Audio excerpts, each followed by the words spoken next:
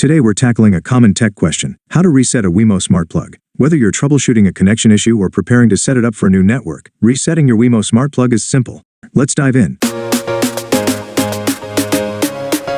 Scene 2. Why reset a Wemo Smart Plug? First, why would you need to reset your Wemo Smart Plug? Here are a few reasons. You're changing your Wi-Fi network. The plug isn't responding or connecting properly. You're planning to sell or give it to someone else. A factory reset clears all saved settings, giving you a fresh start. Now let me show you how to do it. Scene 3. Types of reset. There are two types of resets for your Wemo Smart Plug. Soft reset. This retains your settings but reconnects the plug. Factory reset. This erases all settings and restores it to its original state. Let's start with a factory reset. Scene: how to factory reset a Wemo Smart Plug. Follow these steps for a factory reset. Locate the reset button on your Wemo Smart Plug. It's usually a small button on the side or back of the device. Press and hold the reset button for 5 seconds until the status light starts flashing rapidly. Release the button and wait for the light to stop blinking.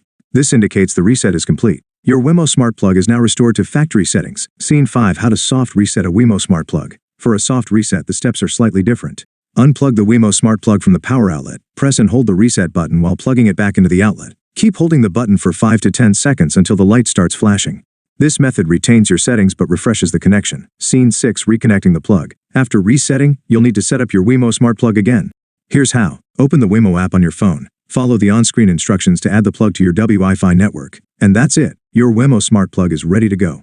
Conclusion. And there you have it, a quick and easy guide to resetting your Wemo Smart Plug. If you found this video helpful, don't forget to give it a thumbs up and subscribe for more tech tips. Let me know in the comments if you have any questions or need help with other smart home devices. Thanks for watching, and I'll see you in the next video.